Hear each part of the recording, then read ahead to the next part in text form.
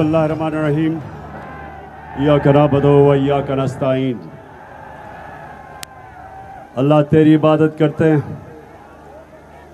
और अल्लाह तेरी मदद मांगते हैं। लोधरा, सबसे पहले तो इस तादाद में, इतनी गर्मी में, इतनी हब्स में आप सब आज जमा हैं। मैं आज आप सबका दिल से शुक्रिया अदा करता हूं। बहुत बहुत शुक्रिया आपका।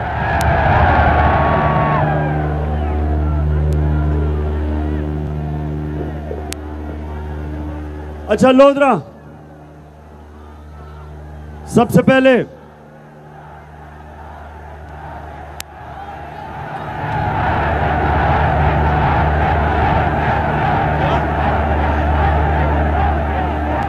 लोधरा, अभी मैं लोटों के ऊपर भी आने लगा हूं, लेकिन उससे पहले लोधरा, लोटों से पहले मैं आज अपनी कौम की तवज्जो कराची के ऊपर देना लगा हूं। कराची हमारा मुल्क का वो शहर है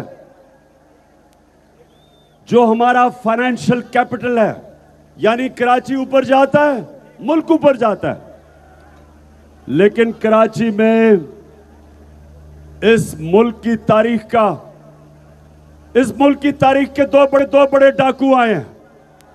एक नवाज शरीफ और उसका खानदान, और दूसरा आसिफ जरदारी। तो ये जो मुल्क का डाकू पिछले 14 साल से कराची पे बैठा हुआ है, 14 साल से कराची खंडर बन गया है। जब भी बारिश होती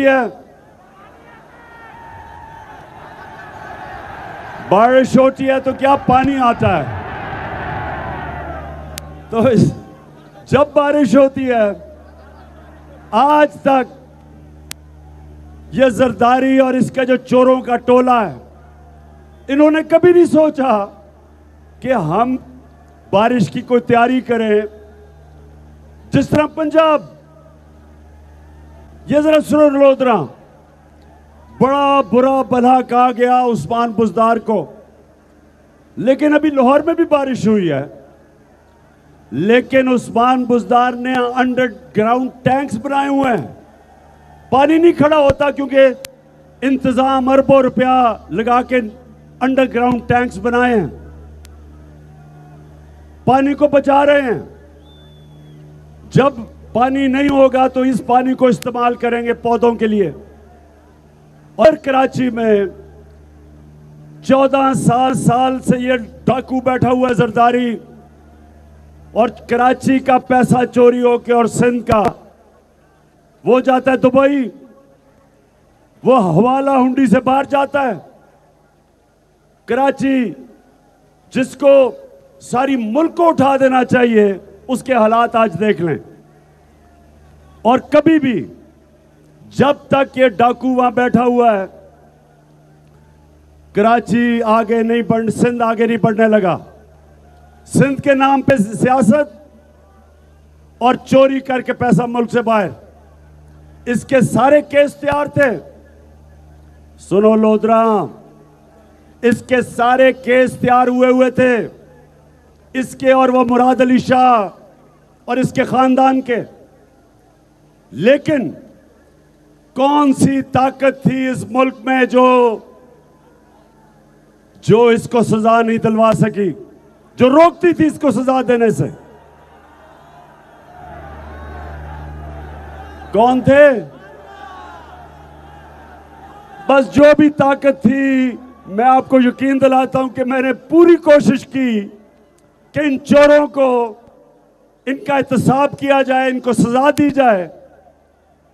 लेकिन ये फिर मैं कभी बताऊंगा कि जिनके पास ताकत थी, मुझे अफसोस से कहना पड़ता है कि वो चोरी को इतना बुरा नहीं समझते थे। जिस तरह इनका एक अरस्तू है नून लीग का, एहसन इकबाल, वो कहता करप्शन होती है यानी कहता मुल्क तरक्की कर जाता है करप्शन के बावजूद। यानी कि ये वो कह रहा है, लोधरा सुनो जरा, हमारे अल्लाह का हुक्म है अमर बिल मारूफ, हक और सच के साथ खड़े हो, बुराई के खिलाफ खड़े हो। और ये चोर हमें कह रहे हैं कि बुराई कोई बुरी चीज नहीं होती, चोरी बुरी चीज नहीं है।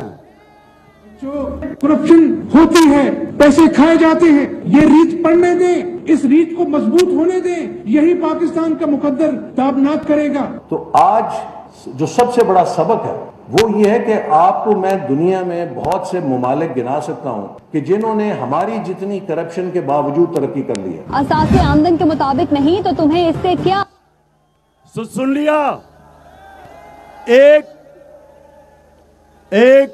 पंजाब का चीफ मिनिस्टर जाली गैर कानूनी वो वहां बैठा हुआ है जिसका नाम हमजा कुकड़ी, वो बैठा हुआ है। वो कहता है बच्चों, ये स्कूल के बच्चों को सबक दे रहा है कि बच्चों चोरी कोई बुरी चीज नहीं है। और इनका रस्तू कह रहा है कि मुल्क तरक्की कर जाते हैं करप्शन के बावजूद। शर्म करो। और इनका एक और है, एक वजीर है जो जावेद लतीफ, उसने अभी क्या कहा है कि असेंबली के जरिए नवाज शरीफ के सारे करप्शन के केस ही खत्म कर दो। तो नौजवानों, आपका मुस्तकबिल है, आपका पाकिस्तान है, मेरी गौर से बात सुन लो। अल्लाह का हुक्म है, अल्लाह का हुक्म है कि कभी वो माशरा ऊपर नहीं जा सकता जो अच्छाई राय हक के साथ खड़ा होता है, अमर बिल मारूफ, और बदी के खिलाफ जहाद लड़ता है, बुराई के खिलाफ। अल्लाह ने हमें इजाजत नहीं दी न्यूट्रल बनने की। या अच्छाई के साथ खड़े हो या बुराई के साथ, न्यूट्रल आप नहीं बन सकते। कौम को, सारी कौम को तैयारी करनी चाहिए। यह फैसला कुन वक्त है। ये जो आपका इलेक्शन है, ये जो 17 तारीख को इलेक्शन है, ये इलेक्शन नहीं है, ये जहाद है। ये इस मुल्क की हकीकी आजादी की जद्दोजहद है। ये जो चोर हमारे ऊपर मुसल्लत किए गए, अमेरिका ने साजिश करके यहां के मीर जाफर और मीर सादिक के साथ मिलके इन चोरों को हमारे ऊपर मुसल्लत किया।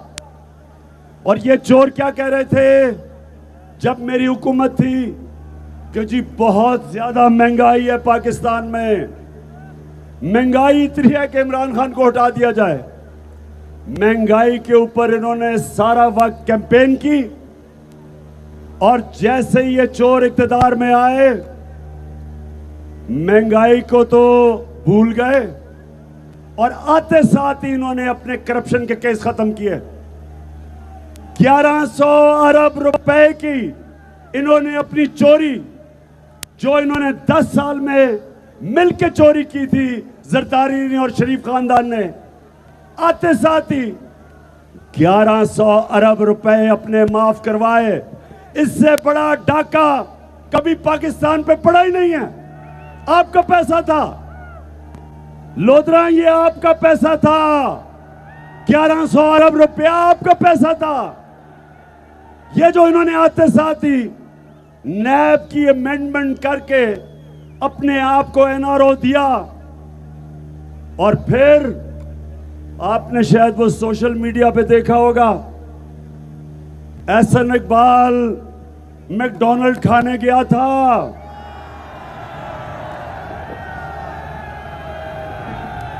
मैकडॉनल्ड खाने गया था तो क्या आवाजें लगी?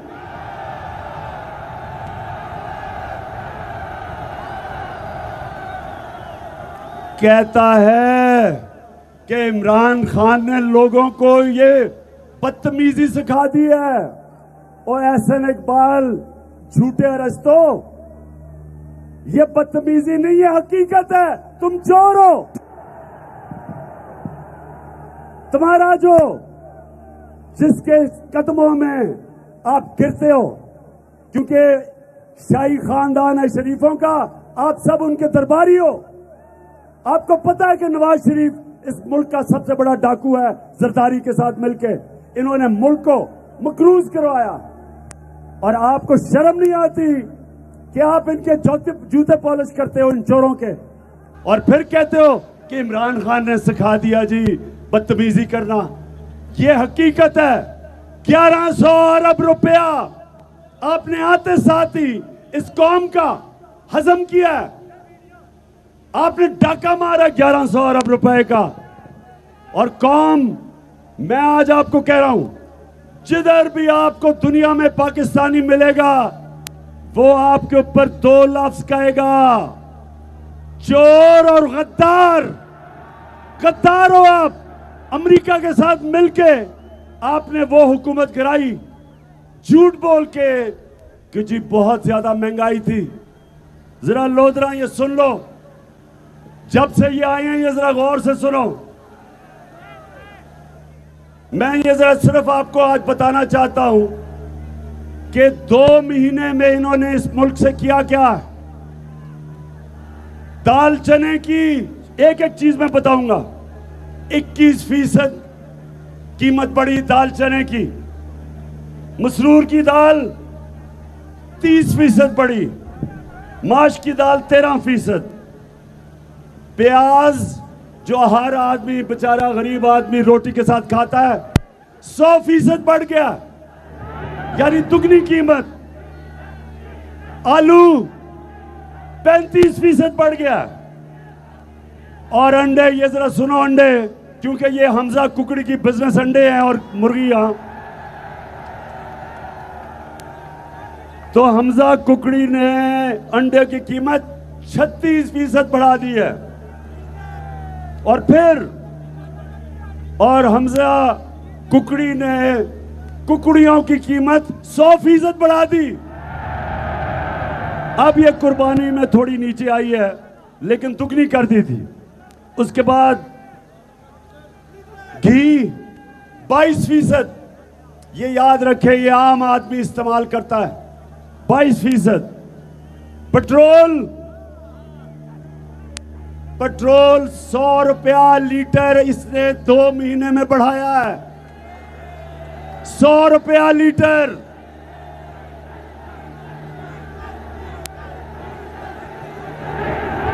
और लोधरा, जो हर बेचारे किसान को अपने ट्यूबवेल के लिए इस्तेमाल करना पड़ता है, ट्रैक्टर के लिए,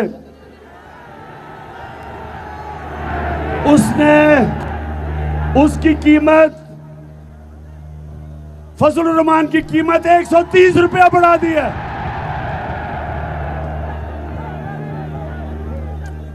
सुन ले, फजलुर रहमान जो इनके साथ मिला हुआ है, 3 स्टूडेंट्स, तीसरा ये है, हर गवर्नमेंट के साथ फिट इन हो जाता था। हमारी पहली असेंबली थी जो डीजल के बगैर चली। आज उसने अपनी कीमत 130 रुपए लीटर जब से हम गए हैं बढ़ा दी है। पूछो किसानों से, जनरेटर्स वो डीजल पे चलते हैं, ट्रैक्टर, पूछे ट्यूबवेल। आज जरा किसानों मैं ये पूछना चाहता हूं, क्योंकि यहां तो लोधरा में ज्यादातर आप किसान हो, मुझे ये बताएं कि हमारे जमाने में जो कपास थी, कॉटन थी, वो 14,000 थी, आज वो नीचे आ गई है 6,000 पे। हमारे जमाने में गन्ने पे हमने कानून बनाया था कि जो भी किसान है जो गन्ने पे, जो शुगर माफिया उन पे जुल्म करता था, उनको कटौती करता था, उनको कीमत नहीं देता था। 180 रुपया कीमत तो 120 रुपए में बेचारा सारा साल मेहनत करके किसान 120 रुपए देता था, कटौती हो जाती थी बीच में, और फिर 6-6 महीने 1 साल उस बेचारे किसान को पैसे नहीं मिलते थे। हमने बदला, हमने आते साथ ही कानून बनाया कि फौरी तौर पे किसान को पैसा दिया जाएगा।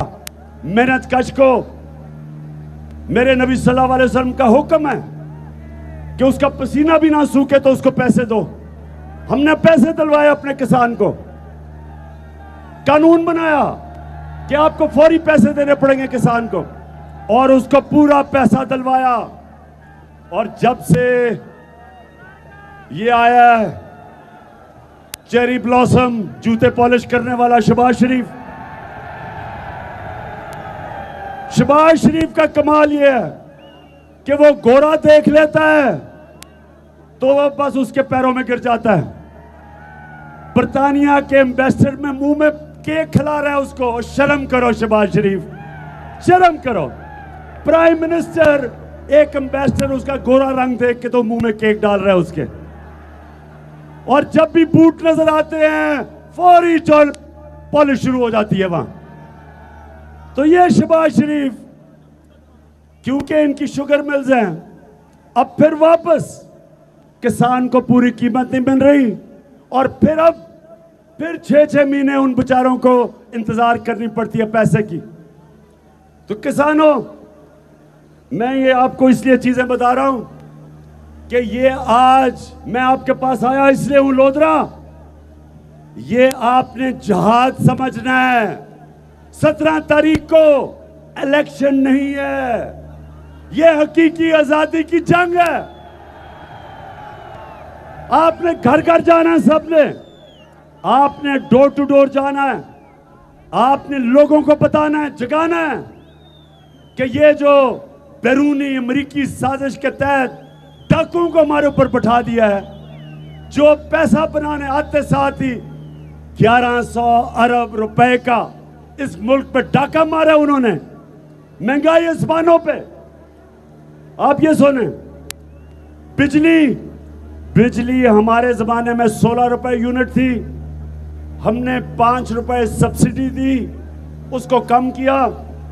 आज बिजली 32 से 36 रुपए यूनिट है। अभी आपको बिल आएंगे, आपको पता चलेगा कि बिजली की कीमत इन्होंने जो की है, कितने लोग गुजारा कर सकते हैं उसमें। उसके बाद गैस 45% इन्होंने बढ़ा दी है, लेकिन जो आम लोग हैं उनके लिए 400% निचले तबके के लिए गैस बढ़ा दी है इन्होंने। ये भी अभी लोगों को आहिस्ता आहिस्ता पता चलेगा कि इन्होंने किया क्या इस मुल्क के साथ। और जो कुकड़ी की कीमत थी वो 300 रुपए थी, 600 रुपए पे पहुंच गई थी, अभी कुर्बान में थोड़ी नीचे आई है। तो मेरे लोधरा के नौजवानों और बुजुर्गों,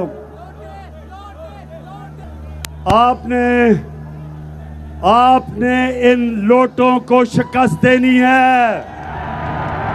हाथ खड़ा करके मुझे बताओ कि तुम लोटों को हराओगे। ये नौजवानों, मैं अपने नौजवानों से खास तौर पे कह रहा हूं कि ये आपकी जंग है। ये चोर ऊपर रह गए, कौम का वो हाल होने जा रहा है जो श्रीलंका का हुआ है। श्रीलंका का आपने हाल देखा? क्या हुआ श्रीलंका में? श्रीलंका में ये जरा सुने क्या हुआ।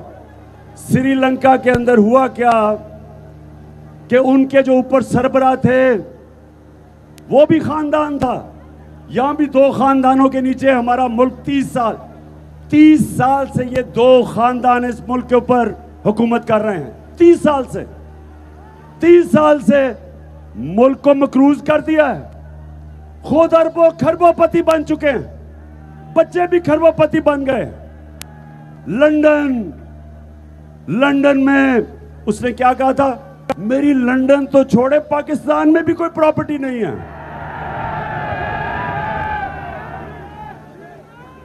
अच्छा एक मिनट, एक मिनट, मैं जरा शहबाज शरीफ का एक क्लिप आपको दिखाना चाहता हूं, ये जरा सुने। जब मैं आया हूं तो आप समझेंगे शायद ये मांगने आया है, मैं मांगने नहीं आया, लेकिन मजबूरी है। अमेरिका जो है अगर जो है वो चाहे तो इस वक्त पाकिस्तान के लिए इतनी माशी जो है डिफिकल्टीज क्रिएट कर सकता है कि मैं समझता हूँ कि हो सकता है हम जो हमारा ऑयल बिल जो है अदा करने के लिए हमारे पास पैसे ना रहे। ऑलरेडी जो माशी हालात जो है हमारे इंतहाई मखदूश हैं। ये सारे वेंटिलेटर जो है ना ये लगे हुए हैं अमेरिका की मर्जी से लगे हुए हैं। अमेरिका चाहे तो ये सारे के सारे जो हमें जो इस वक्त ड्रिप्स लगी हुई हैं या वेंटिलेटर लगे हुए हैं सारे के सारे ऑफ हो जाते हैं। Beggars can't be choosers. जब मैं आया हूं, ये एक मिनट फिर से चलाना, ये जरा एक मिनट सुनो, ये जरा गौर से सुनो, ये आपका प्राइम मिनिस्टर बोल रहा है, बोलो। जब मैं आया हूं तो आप समझेंगे शायद ये मांगने आया है, मैं मांगने नहीं आया, लेकिन मजबूरी है। अमेरिका जो है अगर बस जो है वो चाहे बस मैं मेरी कौम देखे पाकिस्तानियों सुने जरा मेरी बात। आपका मुल्क जब पाकिस्तान बन रहा था तो मेरा कायदे आजम इस मुल्क का अजीम लीडर एक गुलाम हिंदुस्तान में एक आजाद इंसान था, खुददार इंसान था। और हमारे मुल्क बनने पे जो नारा था कि पाकिस्तान का मतलब क्या, मेरा तेरा रिश्ता क्या, इसका मतलब ये कि आज हमारा सारा मुल्क बलोचिस्तान, सिंध, गिलगित बल्तिस्तान, आजाद कश्मीर, सिंध, पंजाब, हमारा एक ही रिश्ता है, ला इलाहा इल्लल्लाह। हम सब एक कलमा हमें इकट्ठा रखता है।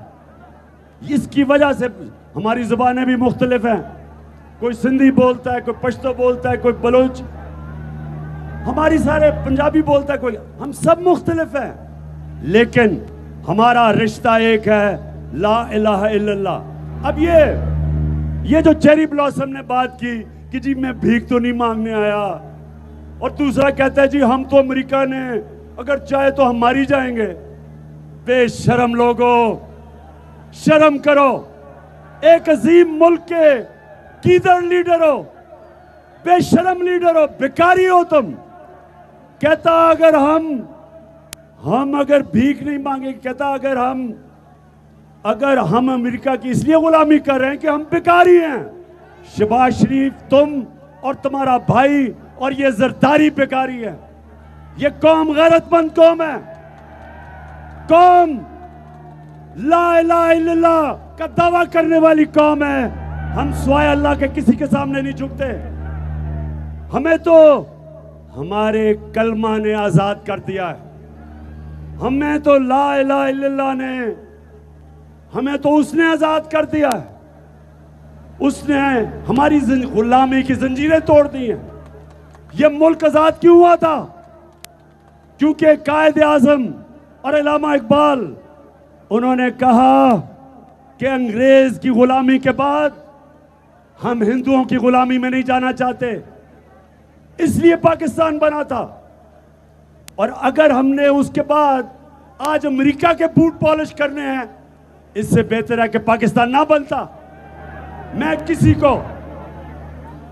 किसी के सामने अल्लाह के शुक्र, क्योंकि उसने ला इलाहा इल्लल्लाह मेरे दिल में डाला है, ना मैं कभी आज तक किसी के सामने झुका हूं। और पाकिस्तानियों, मैं ना आपको किसी के सामने झुकने दूंगा। हमारा मुकाबला सुन ले जरा, हमारा मुकाबला इन चोरों के साथ है। ये पैसे चला रहे हैं, इनसे पैसे ले लो, वोट बल्ला पे डालना, इन चोरों के साथ है।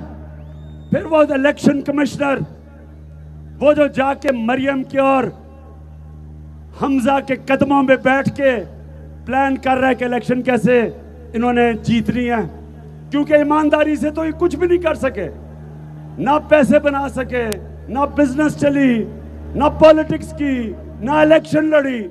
और जब नवाज शरीफ क्रिकेट खेलता था, बागे जिना में तो अपना पैर खड़ा करके करता था। तो ये वो लोग हैं, ईमानदारी से कुछ नहीं कर सकते। इलेक्शन कमीशन को भी साथ मिलाया हुआ है, पैसे दे रहे हैं लोगों को। और वो जो मिस्टर एक्स बैठा हुआ है लाहौर में, वो कौन है मिस्टर एक्स? सबको पता है वो मिस्टर एक्स कौन है। वो बैठ के इनके साथ तैयारी कर रहा है। और हम सब ने पाकिस्तानियों, हम 12 करोड़ पाकिस्तानी हैं। हम किसी के गुलाम नहीं हैं, ना हम किसी से डरते हैं। हम सब ने इसके बावजूद कि इन्होंने पूरी कोशिश करनी है इलेक्शन में धांधली करने की, हमने इसके बावजूद इनको फेंटा लगाना है, इनको हराना है। और आपने सबको मैं जिम्मेदारी दे रहा हूं, नौजवानों, मैं सबको जिम्मेदारी दे रहा हूं कि ये आपके मुस्तकबिल की जंग है। आपने पहरा देना है पोलिंग स्टेशंस पे। मेरे जो दो टाइगर लड़ रहे हैं इलेक्शन, एक अमीर और एक कैप्टन इज्जत, अब से लेके पोलिंग डे तक आपने घर घर जाके लोगों को सिर्फ एक चीज बतानी है कि ये आपकी हकीकी आजादी की जंग है, इलेक्शन नहीं है। अपनी बहनों को, मेरी जो बहनें सामने खड़ी हैं, आपको जिम्मेदारी दे रहा हूं। आपने घर घर जाना है, नौजवानों ने जाना है, बच्चों ने जाना है। और इंशाअल्लाह जिस तरह पाकिस्तान और हिंदुस्तान की तारीख में, क्रिकेट की तारीख में वाहिद कप्तान हूं, अल्लाह का करम है, जिसने हिंदुस्तान जाके उनके अंपायर होते हुए वाहिद कप्तान हूं, हिंदुस्तान के पैरों के बावजूद उनको हरा के आया था। इसी तरह अब इनको हमने हराना है। तो नौजवानों, आप सब तैयार हो? हाथ खड़ कर बताओ, तैयार हो आप सब? उधर भी तैयार हो? ये जंग आपकी है। और इंशाअल्लाह जब ये इलेक्शन हो जाएगा तो लोधरा में आपके पास आके और इंशाअल्लाह हम यहाँ अल्लाह का शुक्र अदा करेंगे। बहुत मेहरबानी। पाकिस्तान जिंदाबाद।